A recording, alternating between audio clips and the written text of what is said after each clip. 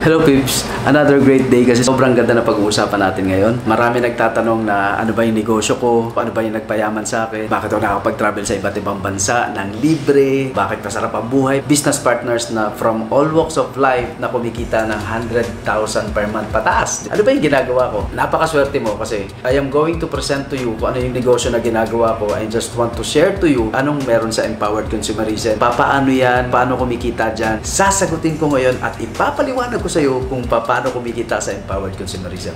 Are you guys ready? So, kung ready ka na, chance po to, top 1 mismo ng Empowered Consumerism ang papaliwanag sa iyo. Magpapakilala mo na ako para at least alam mo rin yung background ko. My name is Louie Gascon. Ginagawa ko na to 10 years na sobrang ganda na nangyari sa buhay ko. Talaga ito yung nagpabago sa akin ng buhay ko. Before ako ma-involve sa ganito, dati ako nagtatrabaho sa food chain. Service crew po ako. Dati po ako nagtrabaho sa Dunkin Donuts, Chowking, Auntie Ann, Rax, at ibang mga restaurant o mga karinderian. Puro po kusina ang trabaho ko kasi unang-una, ang height ko pang kusina lang. Pangalawa, yung mukha ko talaga ay pang kusina lang. Alam mo yung mga pag nakita mo ako noon, talagang daming puno-puno tigyawan. Pag binato mo ako papaya, laglag at tsara na. Ganun ka grabe. Pero at least ngayon, makinis na. Magkano kong contract. Tapos din ako ng 4 years, Bachelor's of Science in high school. Although nag-college din ako, nag-try ako mag-aaral ng isang SEM, pero prelim pa lang, bagsak. Midterm, bagsak din. So hindi ko na tinuloy, hindi na ako nagpaabot ng finals kasi nakonsensya po ako sa nagpapaaral sa akin. Kasi ang nagpapaaral sa akin, ako din. Working student po ako. So tinigil ko na yung kalokohan ko, nagtuloy-tuloy ako magtrabaho. Tapos hanggang ma-invite ako sa networking and doon nag-start lahat. Nagbago yung mindset ko. Ang focus ko lang dati parang magtrabaho, mag-ipon na experience para makasakay ng barko. Yan ang ultimate goal ko. Para kumita ng 30 mil, 40 mil sa isang buwan sa barko. Kukuha ng solas, mag-apply. Yun ang mindset ko. Pero nung napresentahan ako ng networking, naintindihan ko yung sekreto ng pagyaman. Hindi ko makalimutan law of leverage na pag nalaman mo siya, yan pala ang sekreto ng mga mayaman. Kung wala kang malaking kapital, hindi mo magagawa yung law of leverage na sinasabi. Pero kung sa networking, kahit anong background mo, kayang-kayang gawin. Kahit sino. Mula nung nag-networking, never na ako bumalik sa employment. This is my story. Marami ako sinubukan ng networking companies. Nakapag-try ako ng iba't ibang networking companies. Sad to say, hindi tumatagal hanggang nakita ko yung Empowered Consumerism. Fueled by Alliance in Motion Global. Sobrang galing ng mga leaders. Ganda ng culture. Finally, sobrang saya ko kasi nakakita din ako ng tamang company na magpapayaman sa akin at dun sa mga taong maniniwala sa akin. I started the business May 2010. Nagsimula po sa Empowered Consumerism 2006. Hindi po ako nauna. I got my first million for almost 4 months. First car ko after 4 months. Nakakatuwa kasi for 1 year mahigit, nakuha ko yung pinaka-highest position. Na-awardan po ako ng Global Ambassador. Napasama po ako sa top 20 distributors ng buong Philippines. And 2018, naging top 1 po ako ng Empowered Consumerism up to now, up to present. Empowered Consumerism, ano ba yung meron dito? Bakit ba tumaingay sa social media? Bakit marami kumikita sa social media?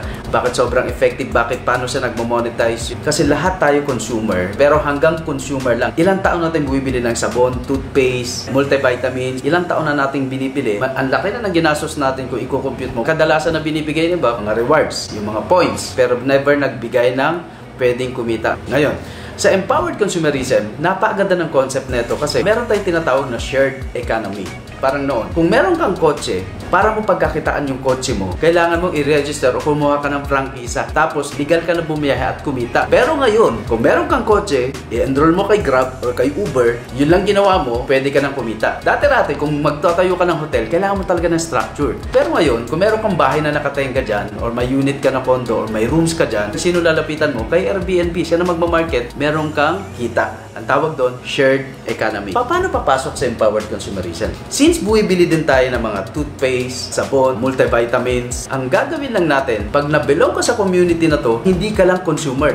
Magkakaroon ka ng chance na pwede kang kumita. Paano ba mabilong dyan? Para kang bumili ng franchise. Mamumuhunan ka din. Napakaliit lang. Magkano puhunan? 8,999. Empowered Consumerism Package. Ngayon, pag-usapan natin anong ibabalik sa'yo ng 8,999. Meron kaming set of package A, B, or C, mamimili ka doon. The good news, ang bumalik sa'yo, halagang 12,000 worth of products. Naglabas ka ng 8,999, binalik sa'yo 12,000 worth of products. Sulit or sobrang sulit? Wow! Mamimili ka kung ano yung magustuhan mo sa package na yun. Kung ibibenta mo yung products, di bawi ka kaagad. Pwede mo rin gamitin or pwede mong ibenta. Choice mo yon. Pangalawa, na benefits mo. Every time na bibili ka ng reorder, magkakaroon ka ng discount from 25 to 50% lifetime discount privilege. Napakasarap magkaroon ng discount. Makakita ka nga lang ng sale, di ba? Makatawad ka nga lang. Malaking bagay na sa atin. Bukod sa discount, magkakaroon ka ng personal accident insurance. Kasama sa benefits sa binayaran mo, insured ka for 1 year. Yung motor nga, tuntua tayo, insured. Kotse, insured.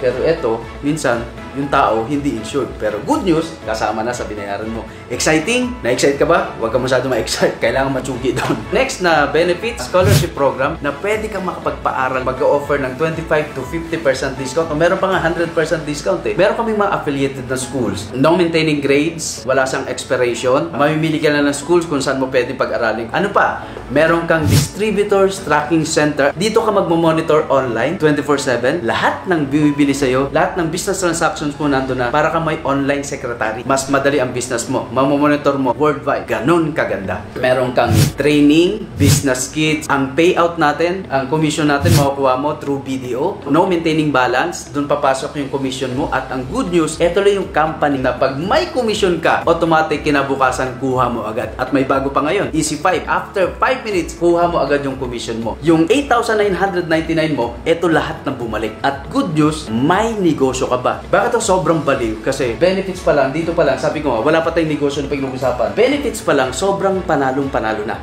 Correct? Paano ka kikita? 4 na klaseng pagkakitaan. Hybrid etong marketing plan na to. Unang-una, binary. Paano ka kikita sa binary? Since ako, ang ganda ng benefits ko, maganda yung program sa akin. Number 1 na pwede ka kumita ng binary, direct referral. Ano yung direct referral? Bawa kung ikaw ito, magbibid ka lang ng organization mo sa left tsaka sa right. Nag-invite ka. Pinanood mo yung video, napresentahan mo. Pag halimbawa, nagustuhan niya yung negosyo, kada direct or may masponsoran ka, meron ka 700 pesos. Ikaw to, nakapag-invite ka ng friend A mo. Let's say nakapag-invite ka rin ng friend B.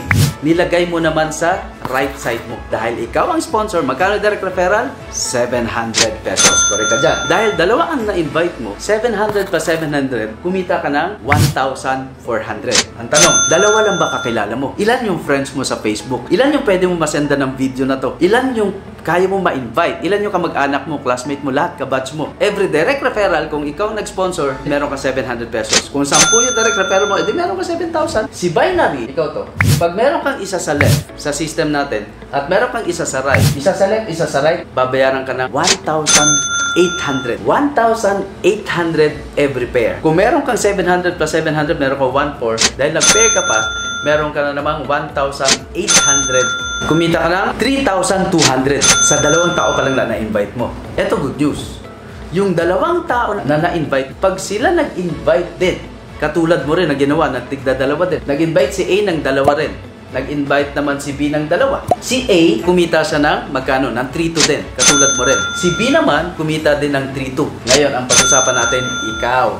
Dahil ikaw, left and right mo, si A and B, at meron silang na-invite ng tigda-dalawa, ibig sabihin, yung left and right mo, meron kang 2 pairs. 1, 2. So, 2 pairs ka. Kahit hindi mo kilala yung na-invite ni A tsaka ni B, dahil nasa left and right mo sila, kumita ka ng 1,800, dalawang 1,800. Tanong, ikaw ba na-invite? Kilala mo ba sila? So, ibig sabihin, si A and B na nag-invite. Ang tanong, eto ngayon, possible bang dumami yung grupo ni A? Mag-i-invite din si B. Imagine mo, kada may ni-invite si A tsaka si B sa ilalim, lumalaki na lumalaki yung organization nila. As long as nasa left and right mo lang, imagine mo, kada dumadami yan, dumadami kakilala ng kakilala ng kakilala ng kakilala ng kakilala. Habang lumalaki yung organization, lumalaki yung binary income mo. Bakit? Kasi kada may mag-register sa left and right mo, 1,800 ng 1,800 ng 1,800 ng 1,800 ng 1,800 ng 1,800 ng 1,800, ilang 1,800 yun. Sa ganda ng empowered consumerism, lumalaki ng lumalaki ng lumalaki ng lumalaki ng lumalaki yung pairing bonus mo. Sa binary, yung left and right mo, ang maximum na ibabayad lang sa'yo ng company,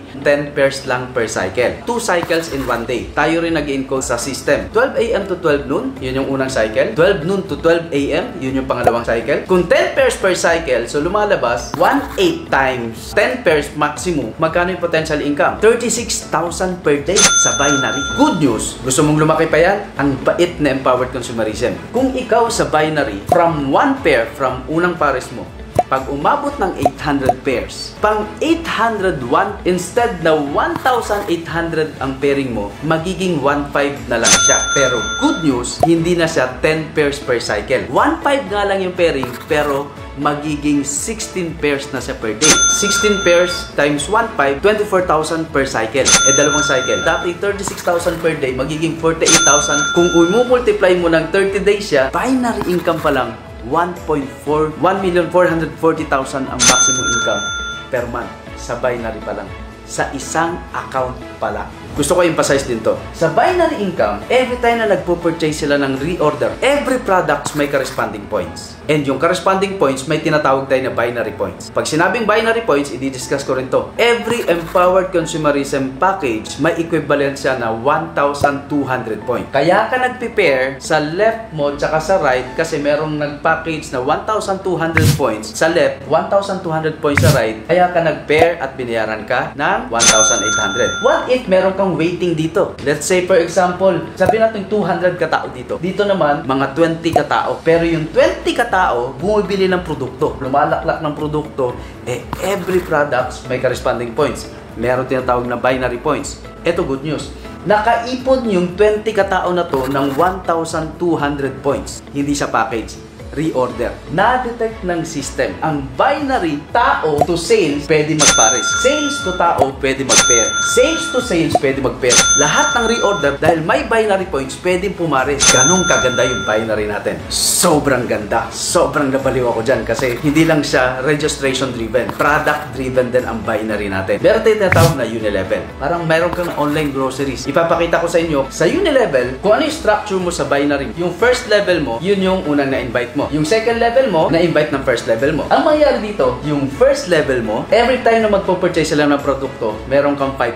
Second level mo, yung dalawa, nag-invite, nagdadalawa, 4 na. Lahat na nagpo-purchase, every time na bumibili sila, up to 10 generation, meron kang 5% na kikitain. Kada kape nila, kada toothpaste nila, kada gamit ng C24/7, kada gamit nila ng mga produkto, ng mga highly consumable na products, meron kang 5% from your first level up to 10th level. Maganda ba yun? Chiching! Isang i-discuss ko sa inyo, stir steps. Every products, meron tayong tinatawag na positional points. Isang bili mo ng produkto ilan yung magbe-benefit? May binary points, may commissional points, at merong positional points. When I say positional points, yung corresponding points niya, yun ang gagamitin mo para sa promotion. At habang nagbibuild ako ng organization, lahat ng sales nun, lahat ng points ipagsasama-sama. Halimbawa ako nagsimula from distributor, at pag umabot ako ng sales ko na umabot ng 10 points, mapupromote ako as Silver Executive. Meron na akong rebates. Ibig sabihin ng rebates, parang pag bumili ako, meron na akong parang may sukli na ako, bukod dun sa discount. Pag Silver Executive na ako, tapos meron akong na-invite na distributor pa lang, mas mataas yung position ko, mas higher yung rank ko. So, ang tawag na dyan, higher rebates minus lower rebates. Magkano rebates ko? 10. 10 minus 0, meron akong 10% sa lahat ng distributor ko, sa lahat ng repeat order doon sa grupo niya, meron akong overrides na 10%. Maganda ba yun? Eto good news. Yung 10 points ko as Silver Executive, nadadagdagan yan. Walang time frame, walang laglagan na sales. So lahat ng buibili, iipon lang yan, may ipon na maipon, at no choice talaga ako, aabot ng 100 points yan. At pag umabot ng 100 points yan, hindi na ako Silver Executive. Tatawagin na ako na Gold Executive. At pag naging Gold Executive ako, from 10% magiging 20%. Kung ako Gold Executive at meron akong leader na Silver Executive, dahil 10% lang ang rebates niya at ako 20, higher rebates minus lower rebates, sa lahat ng sales neto, meron akong 10% down the line sa lahat ng benta niya, sa lahat ng reorder niya. Maganda ba yun? Paano kung meron akong distributor? So, sa distributor, 20 minus 0 dahil wala pa siyang rebate. So, lahat ng reorder niya habang nagsisimula sa nagpapalaki siya ng sales, meron akong 20%. Ito good news. Habang nagdadagdagan ng sales yan, pag umabot naman niya ng 1,000 points, tatawagan ka ng Global Ambassador. At ang masarap sa Global Ambassador, payat na income mo dyan, another extra income mo dyan, mga 50,000 na naman. Pag Global Ambassador ka, ang rebates mo 30%. Kung ikaw 30%, magkakaroon ka ng overrides doon sa GE mo dahil 20% lang siya. 30 minus 20, meron kang 10% sa lahat ng sales niya. Sa Silver Executive mo, meron kang 30 minus 10, meron kang 20%. Sa mga distributor mo, sa mga bago mong line, meron kang 30% down the lines up to infinity. Yan ang kagandahan ng Stir Steps. Sobrang ganda na talaga. Passive income talaga yan kasi reorder na ito. Ito good news. Meron pa ako isa at napaka-generous ng company kasi kung ako tatanungin, Unilevel, Stir Steps, binary, sold na ako sa income. eto good news. Meron pa silang dinagdag na UPP. Ang UPP na marketing plan, kung anong structure mo, from your first level, second level, third level, meron kang 5%. 4 to 8 levels, meron kang 4% na override. Malalim to. Etong UPP grabe ginawa ng company na to. Sobrang nakadagdag sa akin to ng mga 250,000 300,000 per month additional income, di ba? Tapos 9 to 15th level, meron kang 3%. 16 to 17th level, meron kang 4%. 18 to 20th level, just imagine, malalim na to, meron kang 5%. Ganun ka-generous ang company. Empowered Consumerism, yun yung 4 na marketing plan, pero ang kagandahan lang, si Binary, maramdam mo yung income niyan habang nagpapalaki ka ng organization. Isang trabaho lang, isang purchase lang, nakinabang si Unilevel, nakinabang si Star Steps, at nakinabang din si UPP. 3 beses ka kumita sa 3 marketing plan. Kaya hybrid ang marketing plan namin. Kasi bakit? Kasi lahat ng magagandang marketing plan na 4 na magagandang marketing plan, pinagsama-sama in one program. That is Empowered Consumerism. Tapos na yung presentation ko. I know na gustong-gusto mo na maging part ng shared economy. Katulad namin, katulad ko na kumikita na malaki, at hindi lang ako, more than 10,000 millionaires ang na-create ng Empowered Consumerism dahil sa shared economy. And gusto ko maging part ka na doon. Before I end, meron lang akong 5 na advice para sa ito. Number 1, make a decision. Importante sa buhay yun. Hindi motivation. Make a decision kung gusto mo magbago buhay mo. If you want to change, you need to change by making a decision. Not next year, not next month, not next week, now. Ngayon, meron lang akong tanong. Are you happy with your result right now? Be honest to yourself. Kasi sarili mo yan. Okay? Kung kumikita ka ngayon, at kung magkano kinikita mo, at magkano nare-receive mo, ang tanong, yan ba yung totoo mong value? Or alam mo more than pa dyan? Ikaw nakakaalam yan. Parang ganito. I have a 1,000 bill here. Gusto ko ma-realize ko to. Pag tinupi ko to, at ginanto ko to, kukunin mo pa rin ba? Kung ibibigay ko to sa'yo? Yes, of course. Pag tinupi ko pa, di ba? Ang tanong, kukunin mo pa rin ba? I-crumple ko po. Tanong, kukunin mo pa rin ba? Of course, kukunin mo. You know why? Kasi alam mo, kahit ano pang gawin dito, 1,000 pa rin ang value neto. Bakit ko kineto to? Katulad ko din, na kahit high school grad lang ako, na kahit boplak sa school, puro bagsak. High school grad, service crew. Pero alam ko yung value ko. I know my value. Dreamer din ako, katulad mo. Nangarap din ako na magkaroon ng good life. Nangarap din ako na mamuhay ng komportableng buhay. Kaya ako nag-decide. Kasi I know my value. Ikaw pa kaya na baka mas magaling ka pa sa akin. Correct? Number 2, join as soon as possible. Huwag mo nang patagalin. Pag nakakita ka ng opportunity, grab na agad. Pag merong chance at na-feel mo na para sa'yo at kaya mong gawin at possible siya, why not? Number 3, gusto ko sana pero wala akong pera. Guys, eto. Matagal mo nang sinasabi yan. Ilang taon mo nang sinasabi yan? Hindi ka ba naumay na lagi mo sinasabi na wala akong pera? 5 years ago, baka ganyan pa rin problema mo. 5 years after, kung wala kang gagawin, malamang same pa rin problema mo. Gusto mo ba yung after 5 years, pera pa rin problema mo, pero how to spend wisely? Yun po ang nangyari sa akin ngayon. Yung tipong 5 years from now, dapat ang maging problema mo. Katulad ng ginagawa ko ngayon. How to spend wisely. Number 4, gusto ko Louis, pero may experience na ako sa networking. Sa lahat ng mga mapanood nito na may experience na sa networking, bawal madala. Kung na-experience mo nag-fail or may experience ka sa ibang networking, bawal madala. Simple lang ang ruling sa buhay. Huwag kang madala. Anything na nag-fail ka, doon ka gumagaling. Move on para ma-appreciate mo yung present ngayon. So, ang sa akin lang, tingnan mo yung future. Tingnan mo kung ano yung pwede mangyari sa'yo dito. Parang sa pagluluto. Pag nag-fail ka, sa una, hindi mo nakuha yung tamang timpla, tinuloy mo lang. Luto ko lang ulit. Sa relationship, ganun din. Pag nag-fail ka sa past relationship mo, sige lang, move on. Hanggang makuha mo rin yung forever mo. Sa business din, ganun din. Pag nag-fail ka, try ulit. Malay mo, eto na yung inaantay mo, eto na yung break mo. Subukan mo kami. Subukan mo Empowered Consumerism. Subukan mo ako. Number 5, gusto ko Louis. Kaya lang, mayayain ako eh. Wala akong experience sa ganyan. Ayokong kumausap ng tao. Ganito lang kapatid. Iba na yung networking ngayon. Katulad nito, ginawa ko tong video na to para sa ito. Para kung sasali ka at magjo-join ka, eto lang din ang isasend mo na link or itatag mo yung prospect mo at ako na mag-e-explain para sa'yo. At pag sumali yun, sa'yo yun. Kumbaga, ginawa ko to as a payback ko to sa company, sa ganda ng blessing, sa ganda ng buhay na nangyari sa akin. Gusto kong makatulong lang din para sa mga taong nagsisimula. That's it, and I know makapag-decide ka agad. Balikan mo yung taong nag-invite sa'yo. Kung ako nag-invite sa'yo, PM ka. Hindi na tayo pwede maging choosy. Tingnan mo lang yung sitwasyon mo ngayon. Hindi ko alam kung ano yung profession mo. Basta be honest sa situation mo. Happy ka ba sa sitwasyon mo ngayon? If not, make a solution. Don't focus sa problem. Lahat ng bagay may solusyon. At alam na alam ko, kung lahat ng dreams mo, lahat ng gusto mo sa buhay, eto na yung solusyon. solusyon. Welcome to our family. Welcome to Empowered Consumerism. This is Louis Gascon, top 1 of Empowered Consumerism. Life is not a matter of chance. It is a matter of choice. Bakit ako yumaman? It's my choice. Gusto mong yumaman? Choice mo yan. Make a decision right now. Right now.